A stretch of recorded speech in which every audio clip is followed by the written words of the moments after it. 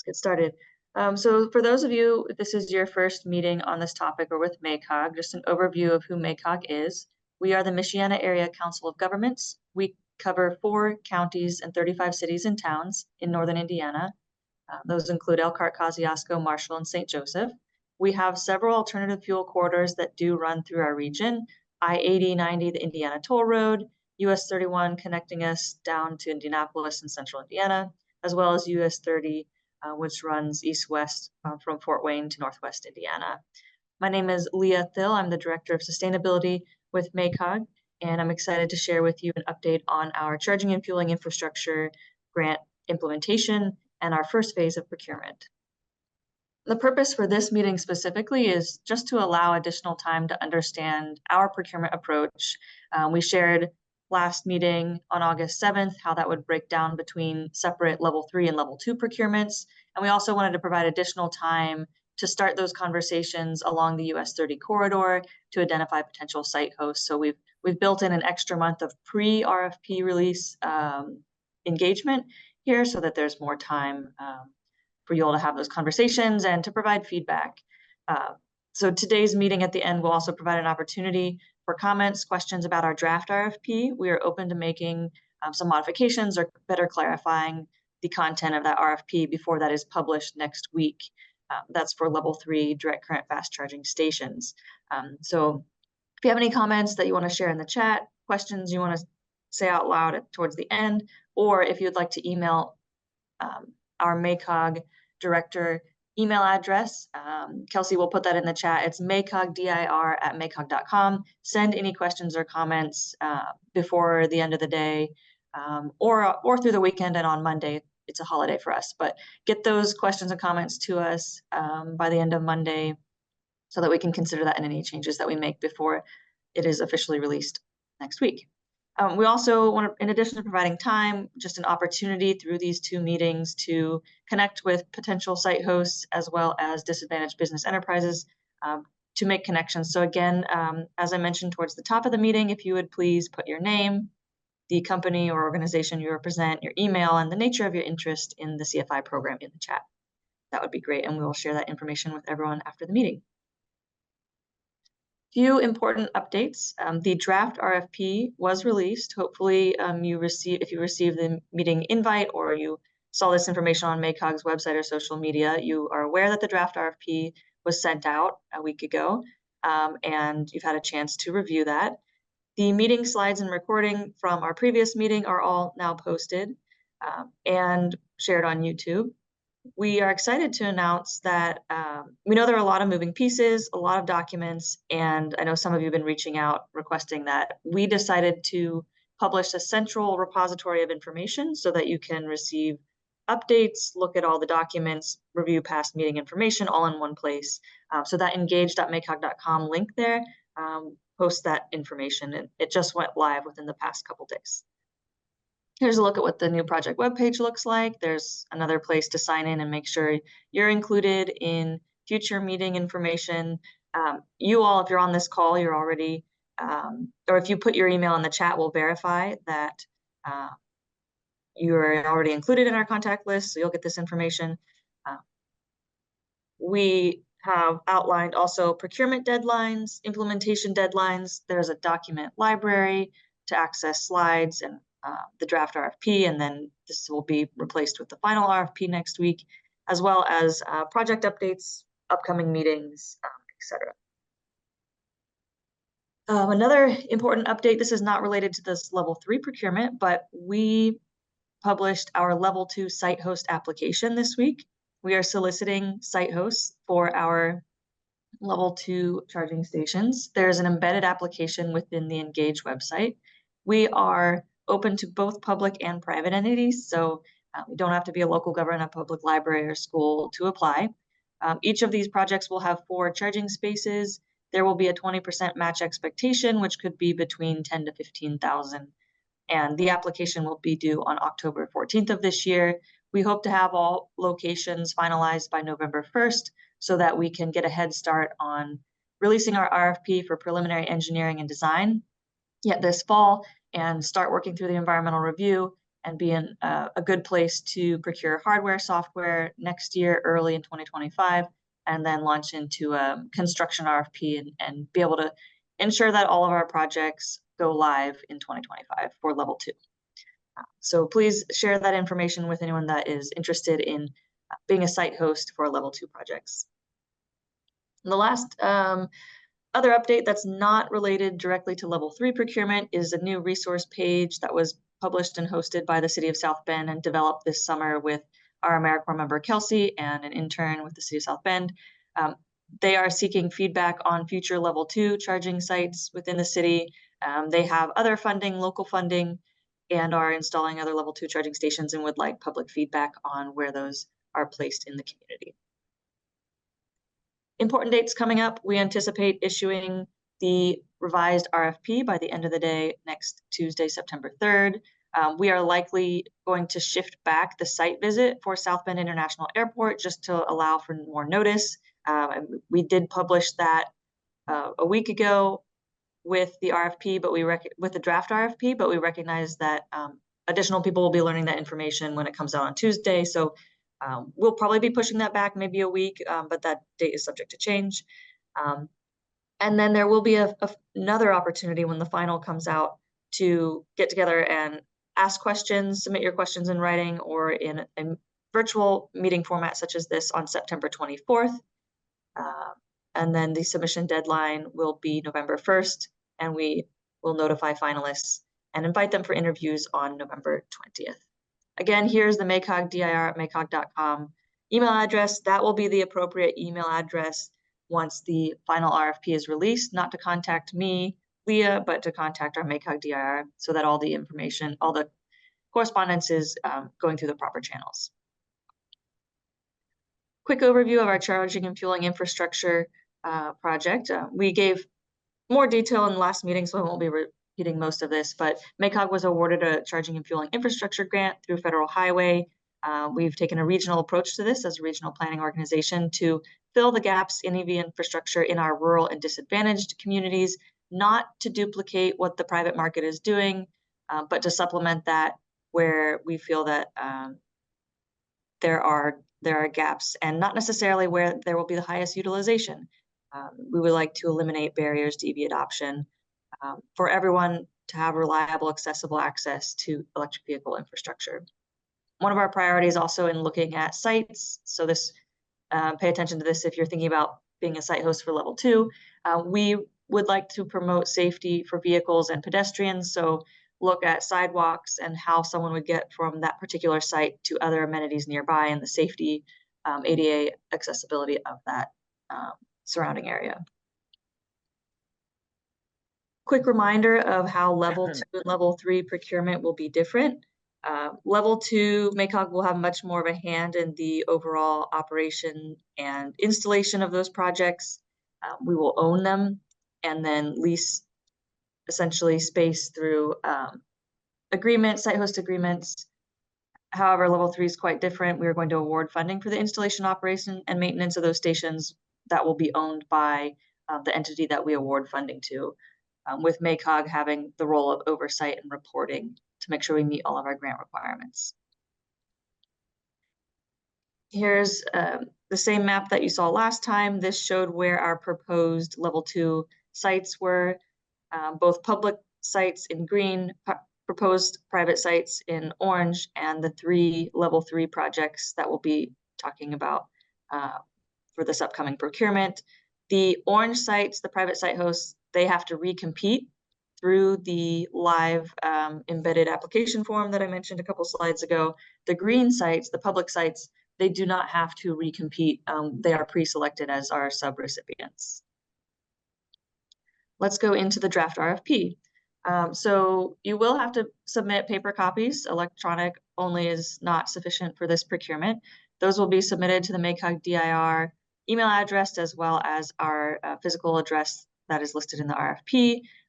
We've linked here to the procurement opportunities webpage. Right now it's just the draft. So please wait until next week for the final to be released before you do too much in that area. We will also be providing a Word document version of the application template just to make it easier than the PDF that was included in the draft RFP.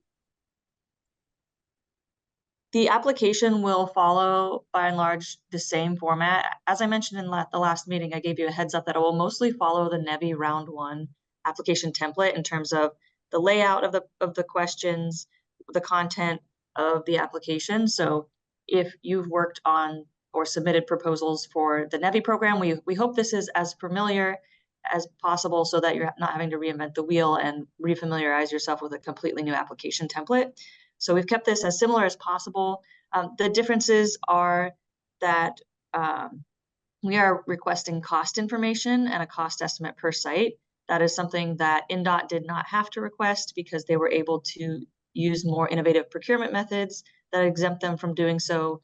MACOG does not have, we are not a state DOT, so we didn't have those same exemptions available to us. So we are releasing our procurement as a request for proposals with cost information and cost considered in the scoring factors. Do the best that you can with the resources available and the time available. That may mean that the behind the meter utility upgrade information, we will not weight that as heavily because we understand that the full engineering and design and what the utilities would have to do to get you that information in detail prior to being selected and awarded this funding is not may not make sense. So we're taking that into account in reviewing the cost information, especially with the South Bend International Airport. That is a site that we have already selected, so we won't I wouldn't put too much weight into the behind the meter cost information because that is already determined by the site selection, not by the information submitted by the applicant. And then there's more site application information in Part C. We'll point out that several of these items, again, SBN stands for South Bend International Airport. Some of the site information is not required for South Bend because we have picked that site, whereas the US 30 sites will be identified and proposed by the applicant, and so we'll need all that information, but we already have that for South Bend. Because of that difference in the information that's requested for the US 30 sites versus the airport site, there's a different total, point total.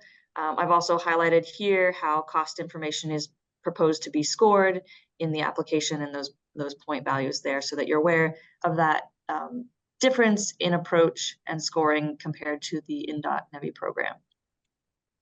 Once applicants are selected, we'll be going through a similar approach to what INDOT's doing through the NEVI program, where there will be a notice to proceed with pre-construction activities, but we have to go through environmental approvals before we can get construction funding obligated and have a notice to proceed on that. We have determined that no award for this program will exceed just over $893,000 or 80% of the project cost, whichever is less. The private applicant must provide at least 20% of the total project cost as stipulated by the charging and fueling infrastructure program requirements. I am going to, Kelsey, could you check and see if there are any questions so far pertaining to this information in the chat? And if so, feel free to interrupt me so we can address it as it comes up here. Currently nothing. Okay, great.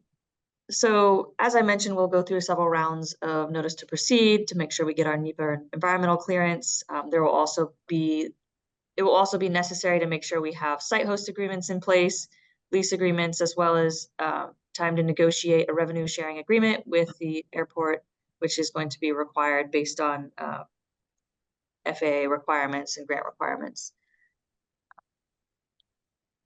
And then MACOG will be involved in here. I just wanted to point out phase 4 is just the ongoing 5-year operations and maintenance. MACOG has certain requirements under the federal minimum standards that we must comply with, as well as the CFI program for reporting uptime and other information. It's a 5-year period. It's determined that the station lifetime is 5 years. And so it's an expectation that the warranties, the networking services, whatever is included in the full package for the grant would be covered for a term of 5 years after the station goes live. We have presented a DBE goal for disadvantaged business enterprise. We estimate this to be in the range of 1 to 4%.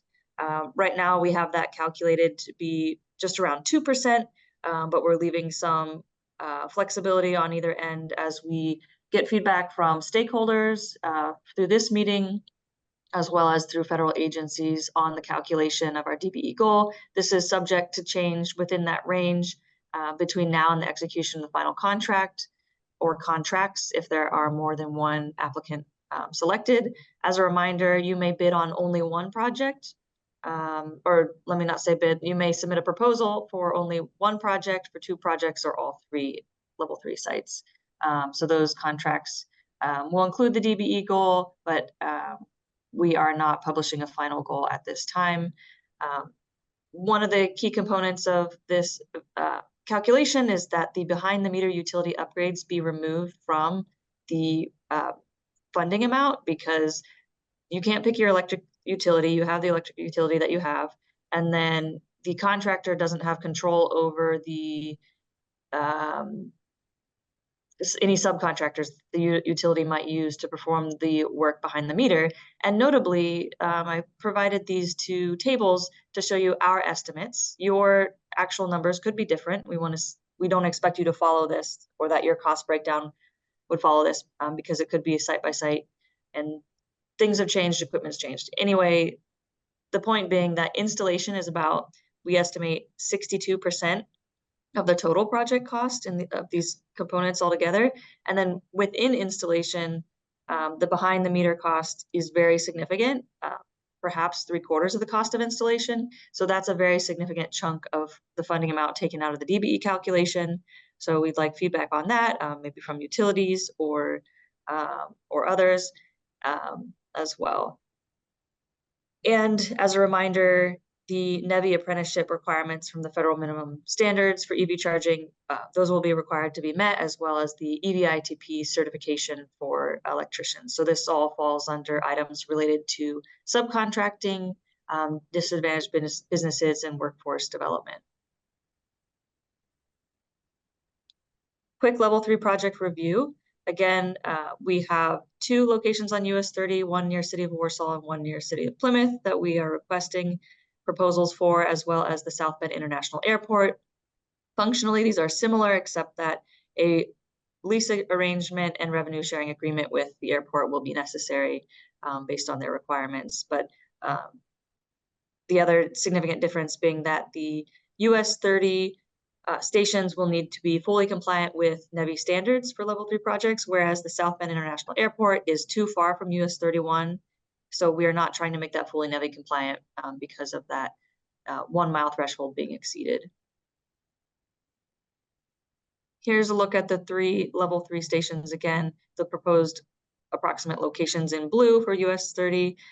These are not actually where we are expecting these to be. We are asking for applicants to propose the specific sites in Plymouth and Warsaw, the South Bend International Airport being a predetermined location. As shown here, there's a car wash under construction, and it'll be located just outside the fence area so that it's in close proximity, as close as possible to US 31, and that it is not in any paid parking, which is all the parking within the airport's paid, and that's you're not allowed to site CFI projects in paid parking. Last time we shared the corridor where we're requesting that the level 3 stations on US 30 be within 1 mile of this blue line on US 30, approximately from Pioneer Drive to 9A or King Road in Plymouth. So it could probably be pretty well into anywhere in the heart of the city of Plymouth or along that corridor. Same with the city of Warsaw. We've extended this from North 200 West in the west to Indiana State Road 13 near Pierceton in the east as the corridor with which we would like the stations located. So we are not seeking proposals for these stations to be located near Bourbon, Etna Green, or outside of the MACOG region outline shown here in black. Just a reminder of how the level 3 procurement will work. We are preparing to issue the RFP within the next week for 3 level 3 sites. Applicants will propose specific sites and secure the support of site hosts. That does not have to be in the form of a fully executed site host agreement at this time. We would recommend a affirmative conversation and some understanding that the site host is very much on board.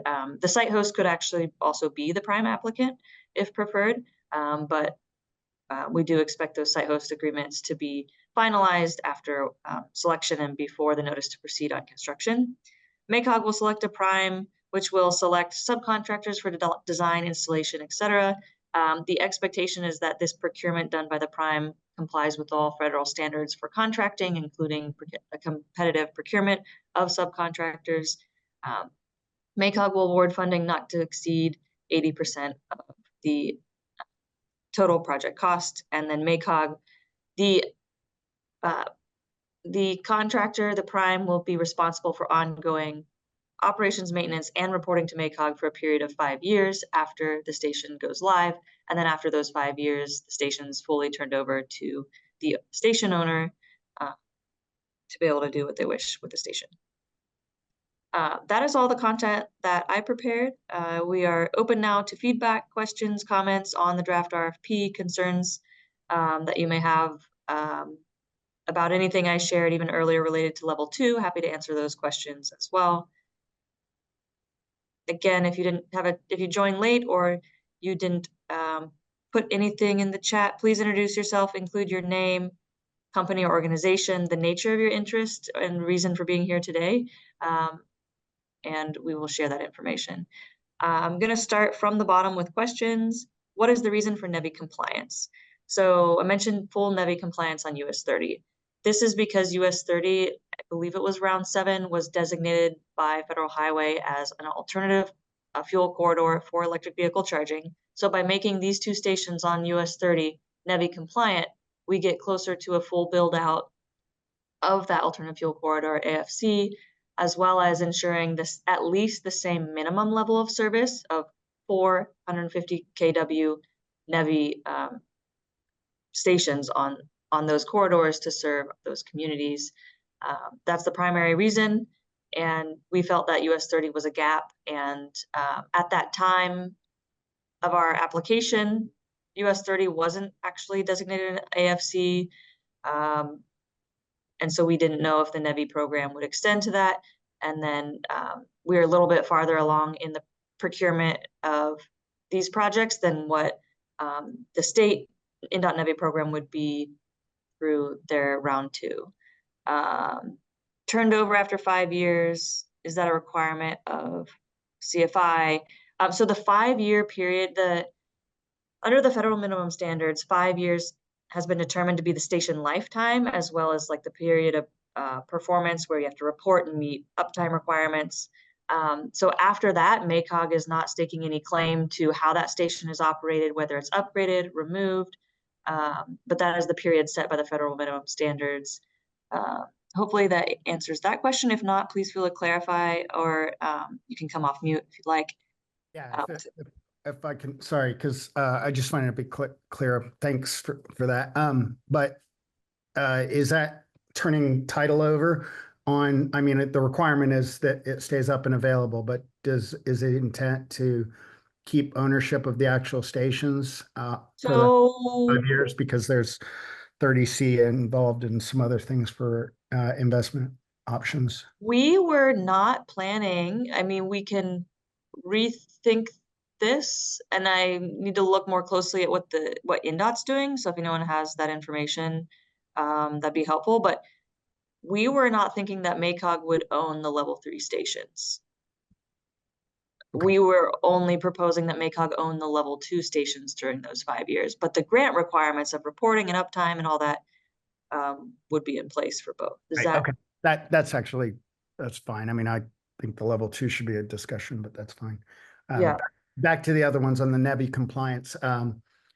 So are you, I guess is MACOG just not afraid, but like trying to keep NEVI compliance is like a bunch of different things. But if you're just talking about 50 kW 4 ports, the scalability of deployment that most CFI applicants are doing is not the NEVI compliant 4 times 150 simultaneous, Right. because that's not necessary and that's overbuilding.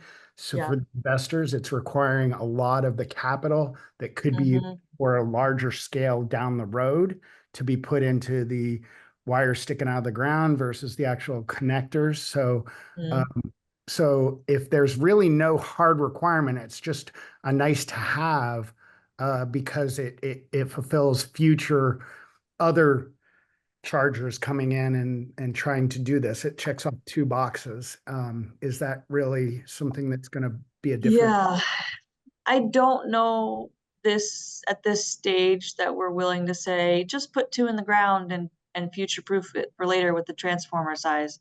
Because we've been looking at, so this pertains to US 30 specifically. Right. Yeah, I'm We've not been, talking about the airport, right? yeah, we've been looking at the area, let's say around Warsaw and Plymouth. We've been looking at the dealerships that I'm putting in onesies and twosies of EV charging, and they're not always reliable. We're trying to provide a much better level of service than that, so that if you're traveling from Pennsylvania to Chicago and you decide not to take the toll road and go through US 30, you have that comfort of having at least four plugs and at least 150. I know from experience of driving across the country in an electric vehicle over the last 7 years, even, especially as Electrify America. Mr. Crowley, just wanted to let you know I'm in. Oh, looks like someone Okay. needs to be on mute here. I Kelsey, don't know. I just kept muting. re-logging into the link and finally it got me through. Okay.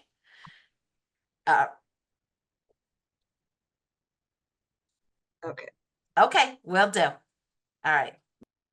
there we go. Someone else's private phone call. Okay, what was I saying? At least for me, when I decide what charging stations to visit, if there's only 2 plugs or in only 1 unit, I'm kind of skeptical about whether that unit's going to have a reliability issue. And I feel better knowing that there's redundancy. And redundancy here might mean there's 2 stations with 2 plugs each. So if you only have 1 station, you're really relying on that to be working for your plan to make your trip happen. So I'm not comfortable on a personal level, based on my experience, of scaling down the level of service for that reason. That's kind of where we ended up with things, and that's what we included in our application. Right. And I think you guys do a really good job on the questions, right? To how you phrased it in question 2 and 3 on ports, stalls for port, and then total KW, at least.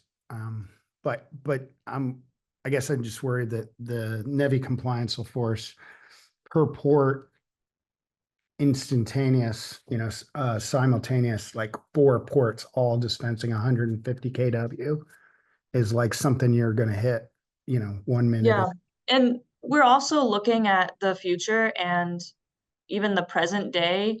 A lot of stations are 300 or 350. Yeah, that's what the argument is like, make sure it can dispense 350, 400, 500. Anybody with 100 Oh, kW charger is in 3 years is going to be, embarrassed how long it takes. I see. I thought you were arguing the No, complete. yeah, I just wanted to clarify Just it's the way wanted- around.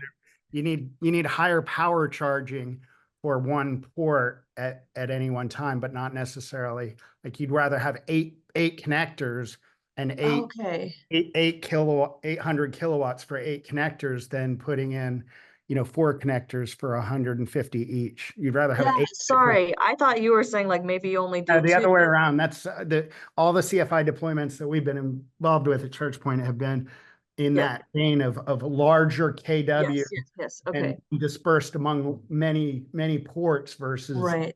just having a refrigerator looking 150 KW charger, Yes. right? So maybe I can try to explain this a little better. We are not expecting there to be exactly 4 plugs that are exactly 150. We are expecting there to be a minimum of at least 4 plugs, or at least 4 cars are capable of plugging in at any one time, and each of them could get up to 150. So any one of those plugs could be capable of providing up to 300 or splitting 300 or any configuration, but there has to be at least the ability for 4 cars to be pulling 150.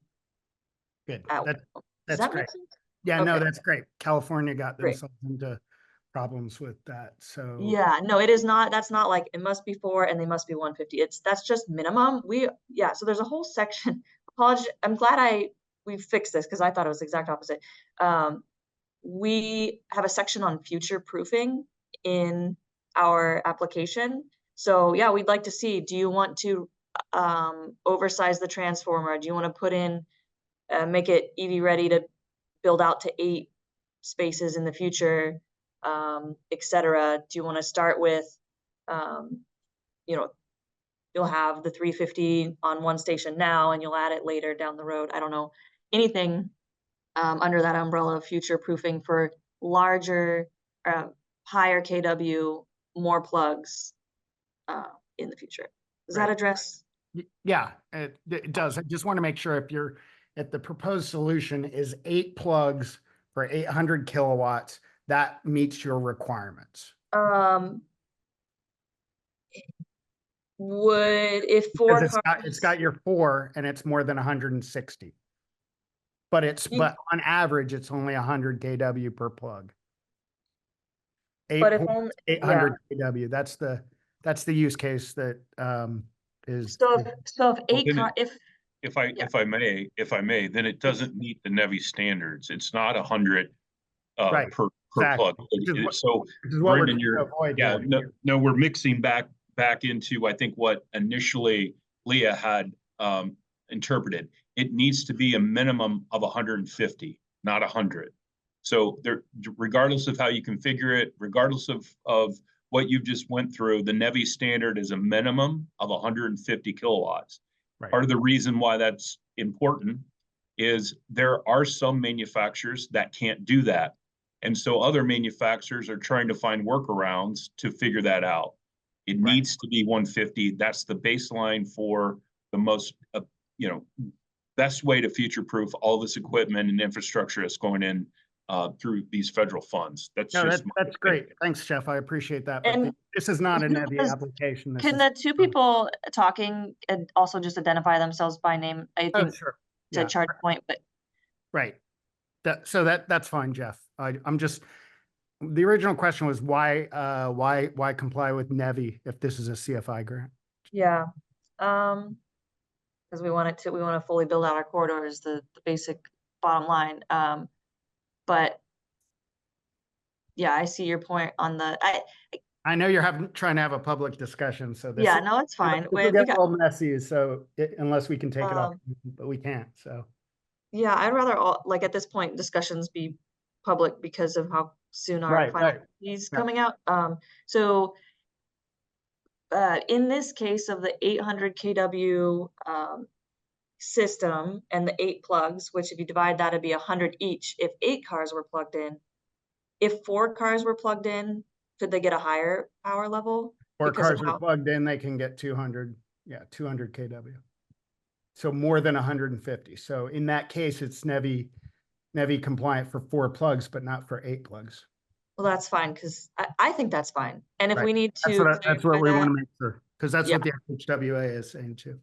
Okay, they're saying, FHWA is saying that that's fine. correct. Okay, well, if that's their interpretation of what NEVI compliance is, then we'll follow that, and I'm fine with that. We can perhaps provide that as an example in the RFP so that if someone wasn't on this call or didn't review this recording, they have the same understanding about how the future proofing, how that would work.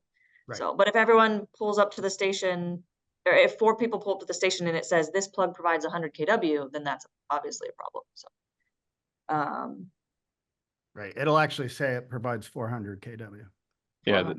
the minimum per plug, if we had to do it like as equal, would be 160. You have future proofing in the secondary to add additional ports, and you have additional capacity within the blocks to add additional power if needed. Yeah. And another question from you, Jeff, is confirming products have to be Buy America certified. The answer is yes. We fall under the Buy America requirements for this award, and we are aware that we will fall outside of the existing waiver because not only would those have had to be manufactured, I think it's before June 30th of 2024, which is passed, but I think they would have had to also be installed by, I believe it was the end of October, but sometime a couple years before these projects will be done. There could be another Buy America waiver between now and then. Well, that just remains to be seen. But yes, Buy America certification is included. Charge points fully in compliance. Let's see, does the applicant or prime front the full project cost and then receive 80% back on project completion? We are going to follow the project milestone approach. If you look through the draft RFP as well as the materials that INDOT released, there will be different project milestones. So yes, it will be on a reimbursement basis, but it won't be wait until the entire project is finished, goes live to get any of the funding back. There'll be several milestones around the way, including the planning phase. So hopefully that provides some comfort on the cash flow of such a large project, and as well as the amount of time that it takes from planning and design all the way through the lead time for transformers. So is this a union project? So we are not requiring union involvement. We are requiring that the apprenticeship requirements that are listed in the federal minimum standards, which I'll go back to that slide. There will be a link so you can access this here. You can also Google federal minimum standards for EVs, EV charging.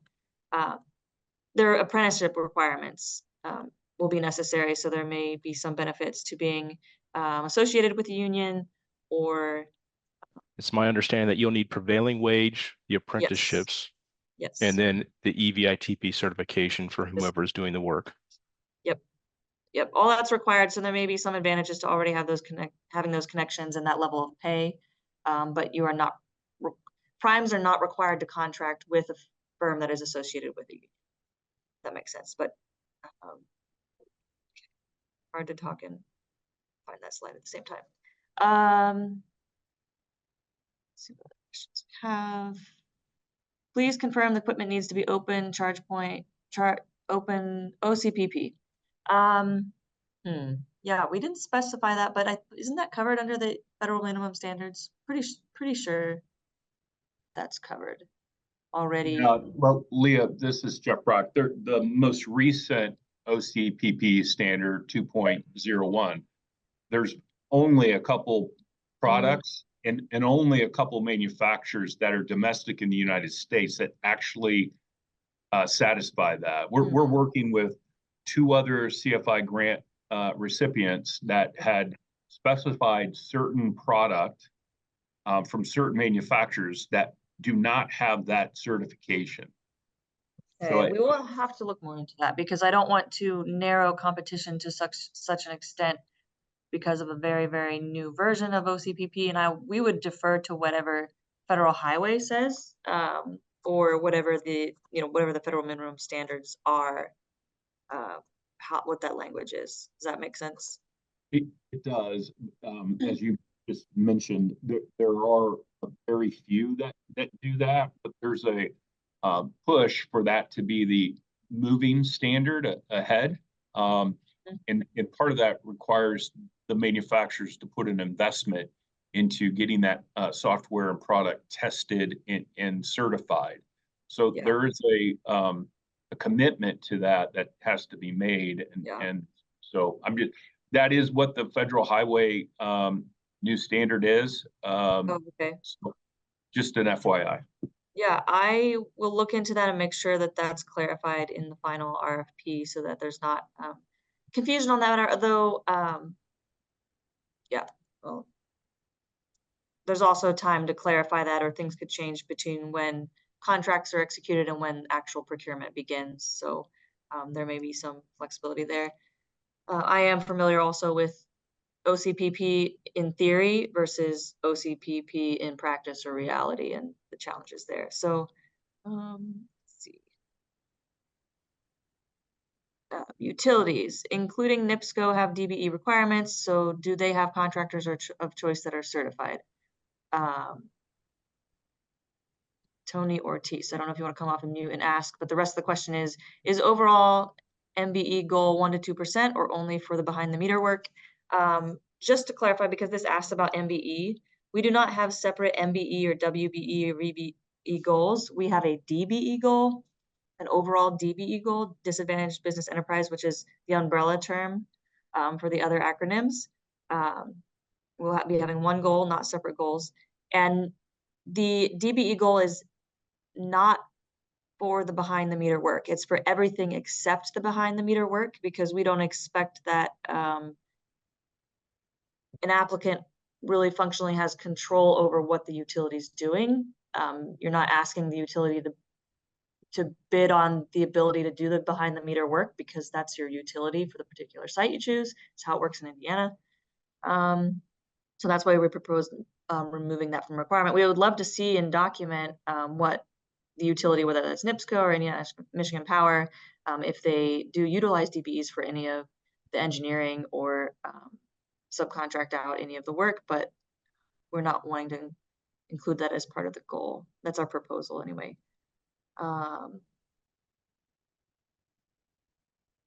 Let's see. Just looking for any other questions here. I'll also leave a couple more minutes to add new questions.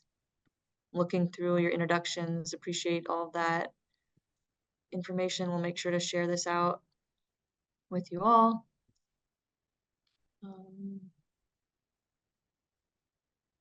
Let's see, Leanne, interested as a subcontractor, we're a WBENC. I don't know if you could define WBENC either in the chat or you want to come off mute.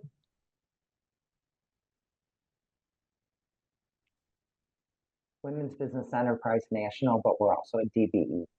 Okay, got it.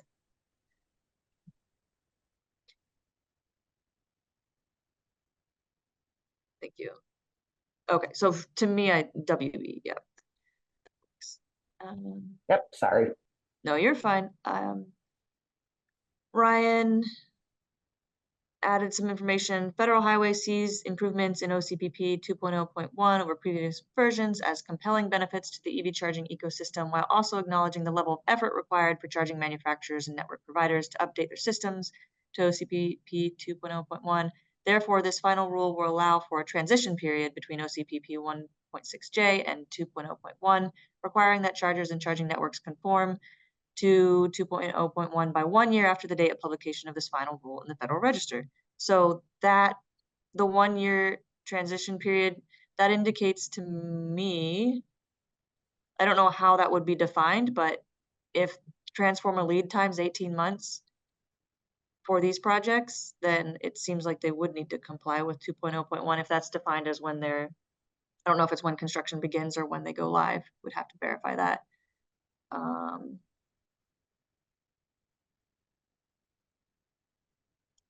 But this is helpful information for that issue, Ryan. So thank you, appreciate that. And Ryan, if you have any additional information on how it is that a go live, you know, the date that they go live is 1 year after the date of publication or less, is that when construction begins? That would be helpful if you have that information. And we could also just reference, if you don't mind. Oh, that was a direct message. Okay, so I just read out loud a direct message that Ryan Lissick sent that has some helpful context on Federal Highway. So Ryan, if you don't mind posting the link to where you pulled that from in the Federal Register, that would be very helpful, or email it to me and I'll include it in the follow-up to this meeting. Okay. What time is it? 1:46. Okay, so we still have time, but I think we addressed a lot of good questions. So thank you to those who brought up some important issues regarding NEVI compliance with how that's defined, as well as the open charge point protocol issue there, the issue around unions and apprenticeships, as well as DBEs. Appreciate the feedback. Feel free, if you think of anything after this meeting, again, email MACOG, dir@macog.com, and that feedback will be provided to me. Get to that slide where you can see the email address at the end here. Please email if you have questions or comments, and we will get a revised RFP out the door next Tuesday. It'll be functionally very similar to what was already published a week ago. So you should have at least enough information to be out there engaging with potential site hosts along US 30, having these conversations and preparing. So I appreciate your time and everyone's questions, and look forward to continuing the discussion when we meet a third time for the actual pre-submission meeting on September 24th, and look forward to seeing all the submissions by November 1st. So thank you, everyone.